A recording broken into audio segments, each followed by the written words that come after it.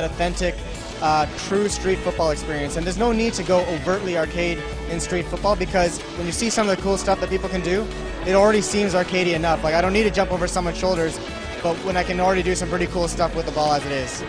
Now, in the past FIFA Street games, you guys had focused more on countries, national team squads. Now you guys, it looks like, clubs are more of the aspect. How did that change, now including, like, essentially every club from, the Premiership, the Serie A, La Liga. How did that work in terms of you guys developing and getting the players in the game?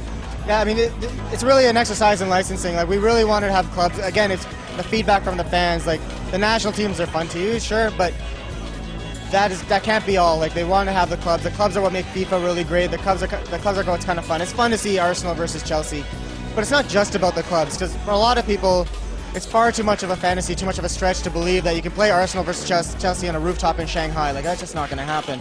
We want this game also to be about the team that you build, the team that you create. So we have a whole mode, it's called World Tour, which is all about you creating a team. You jump into a friendly match.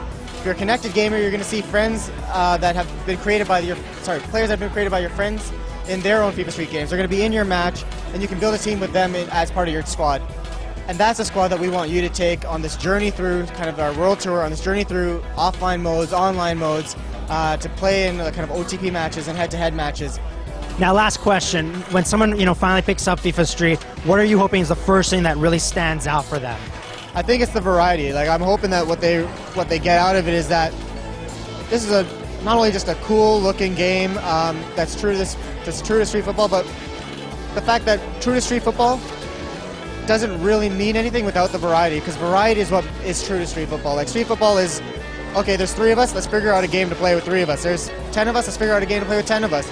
It's coming up with the rules based on who you've got available, and so we want to offer those kinds of things within the game itself. So like I say, with the panel rules, the last man standing, like coming up with different rules, the number of people, coming up with that, and having the environments change the way you play. So the physics of a fence are going to be different than the physics of a wall. The physics of turf is different than concrete versus hardwood flooring.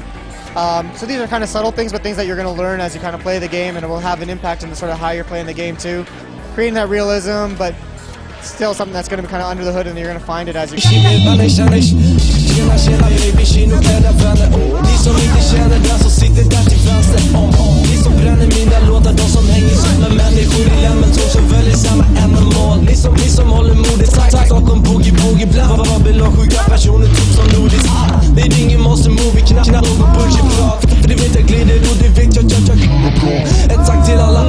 men framförallt ett tack till Laja som baggat hela plattan. Kvar det kan det kutta snurrades eller räcka karusellen slutar aldrig snurra. Tack vare min vän. Tack vare min vän. Tack vare min vän.